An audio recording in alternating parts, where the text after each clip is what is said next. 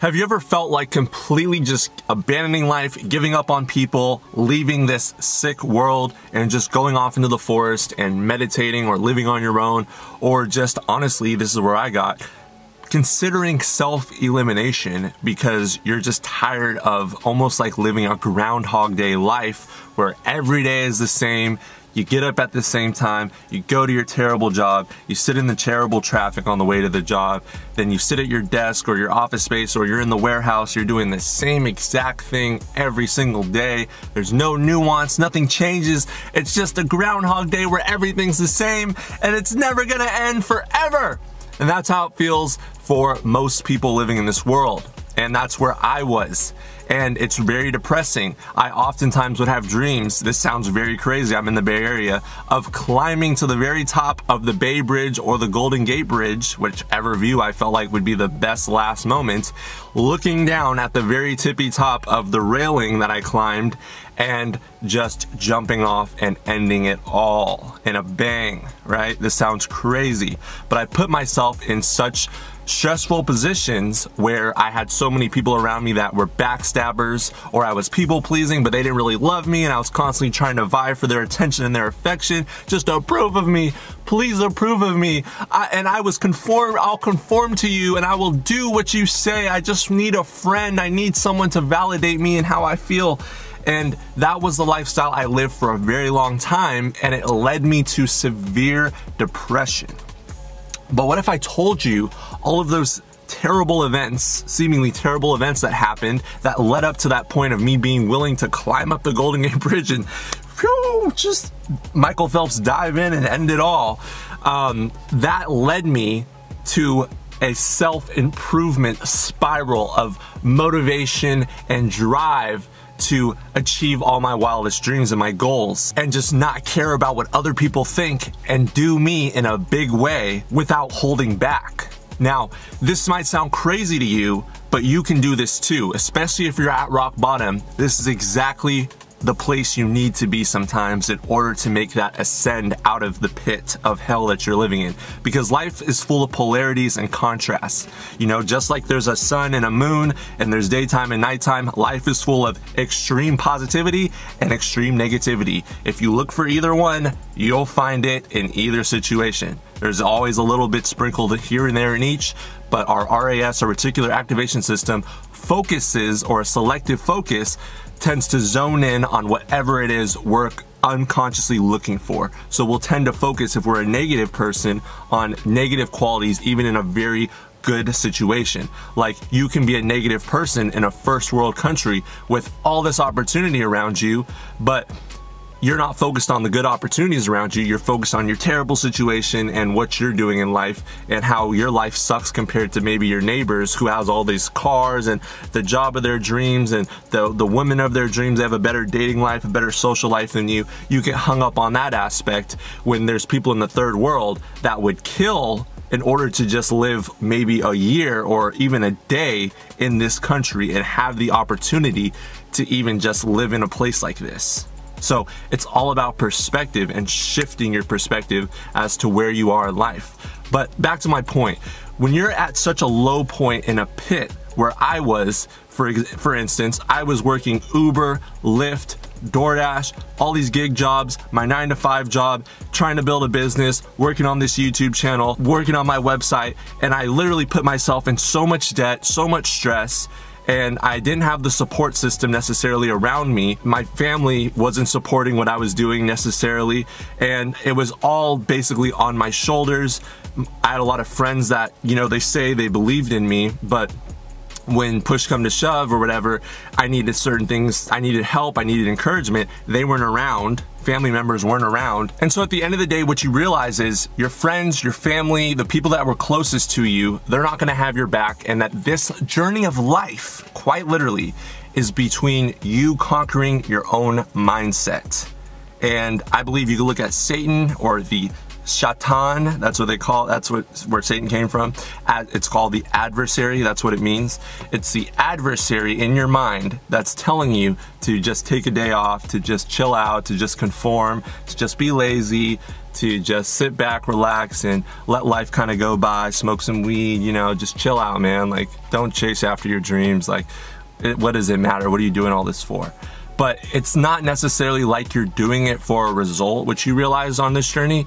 You're doing it initially for the result of what you think will bring you pleasure and happiness, which is maybe a lifestyle or a certain place you want to live or the cars you want to drive, whatever. But it's the journey itself and who and what that journey makes you and molds you into. That's what chasing after your dreams molds and makes of you. It's not about the outcome as much as it is the process of who you become while producing that outcome, if that makes sense. I hope you guys get that. Anyways, what you realize, and this sounds extremely dark, is you'll get to a point in life, and this might not be for everyone, this worked for me, where you're in such a pit of hell on earth, and you feel like there's no way out of this.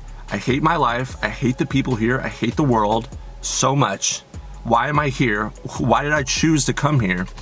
That you're willing at that point to do anything because you're willing to end it all type, you know? You're willing to end it all. I was having those dreams about jumping off the bridge.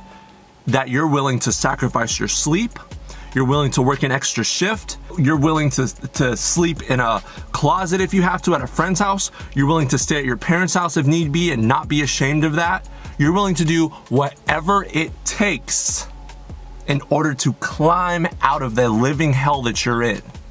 There were months stretch at a time where I would sleep maybe 3 to 4 hours a night, just working.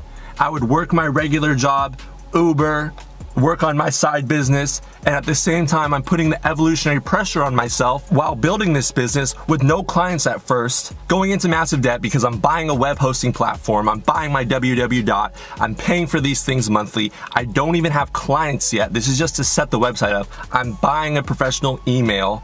And there's all these little nuances. You have to buy books to learn more about your craft. You have to buy business books, psychology books. You have to learn about all of this stuff with maybe 3 to 4 hours in your day of free time where you usually sleep. You're substituting that after I'm working these gig jobs during the day, working my 9 to 5, running this channel and the other things that I do, and then building this website and sleeping 4 hours. And the 4 hours that I do have that I usually sleep, because you try to get 8 hours of sleep, that 4 hours now is going towards self-education instead and building out just how to build this website, right? And how to run business in general when you don't have a background in this, because they don't teach you this stuff in school, and not at the school I went to. And when you're doing all this stuff, it's crazy, right? You're in quite literally what it feels like is hell, but you get to a point where you're like, kill me. Like, I don't care. You start talking to yourself, you start talking to God, you start cursing God or whatever, because you're just like, I hate this place, I hate people here, I'm working myself to the bone, and I'm gonna get out of this freaking place that you put me in. You start believing, this is literally what I was talking to God like, and I'm gonna do whatever it takes, even if it kills me, to get the hell out of here and live my dreams. Screw you, you know, like, I think differently now than God, but you go through periods of times that can be months. For me, it was months to almost years of 4 to 5 hours of sleep per night while doing all these things just to free up more time so you have more time to just begin to even pitch your business idea to people around you. And then that's just one small percentage of that. From there, you still haven't even sold them. That's just a lead that you're potentially pitching to. You haven't necessarily even closed that deal with that person. So you could go through a whole pitch deck and a debrief with someone on a Zoom call that you finally close, and you get to the very end after doing this customized, perfect pitch deck for them, for their specific business needs, and then they decide to back out the last minute. Wow, you're still getting 3 hours of sleep, and it's a mess, okay? So that is just one small percentage of what you learn in the business world. But it took for me to get to the point, and now I'm on the other side of that, finally, where I'm beginning to see the lights, you know, and I had a huge opportunity recently, and it finally came, it happened, thank God, but it was a lot of scratching and clawing my way out of the pit of hell where literally I hate waking up in the morning. Like, yeah, you might say you hate waking up in the morning because you're not a morning person. I genuinely would go to sleep at night fearing waking up in the morning because I knew the hell I was gonna have to put myself through on a consistent basis the next day. And the 18 to 15 hours I'd have to work nonstop just to get this thing rolling off the ground so I could free up some time to build what I want to build and live the life I want to live. So I know I can be kind of crazy, and that was a little bit over the top. I got really passionate about it. I'm in a hot car, but I really want to encourage you guys to, if you're in a position like I just talked about, to understand that you're already probably at rock bottom like where I was, and to see the way out through working and risking it all, because you have nothing to lose. You know, you're already in a position where you don't want to necessarily be here. It sounds dark, but you have nothing to lose. You can sacrifice your sleep, your social life, whatever it is, in order to get to where you need to get to, because you're already sort of like, your old self died in a weird way. You'll realize that as you go along this journey. But I love you guys. You'll realize this if you haven't got there yet on your journey of self-improvement and maybe working for yourself, building something up, or trying to escape the rat race of life. You'll learn this later on as you get older. This might sound like a crazy video when you're watching it right now, but it'll make sense later on. For those of you that are inspired, I hope that this inspires you. I hope that this motivates you. Continue down your journey. Don't listen to what anyone else says. Don't conform to where the world's going. Focus on your lane, dial in, don't be distracted by women. That's for me mainly. And I love you, stay blessed.